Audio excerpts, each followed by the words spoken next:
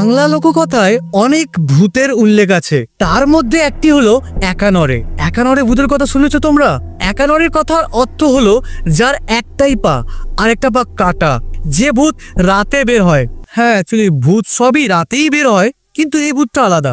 কথিত আছে এই একানরে ভূত শুধুমাত্র দুষ্টু শিশুদের শাস্তি দিতে বের হয়। কোথায় থাকে জানো সেই একানরে ভূত? তোমার বাড়ির পাশে ওই তাল গাছে। হ্যাঁ, বলা হয় তাল গাছেই এদের বাস, আর তার হাতে থাকে একটা ধারালো চাকু, তার সাথে লবণের হাড়ি। আমরা ছোটতে শুনেছি দুষ্টুমি করিস না, না হলে একানরে এসে তোর কান কেটে লবণ লাগাবে। তাই একটা কথা মনে রেখো, রাতে কিন্তু তাল গাছের নিচে একদম ঘুরবে না। কে বলতে পারে একানরে কোন দিক থেকে নামবে? আরো গল্প আসবে, সাবস্ক্রাইব করে দাও, না হলে কিন্তু একানরে তোমার কান কেটে লবণ লাগাবে।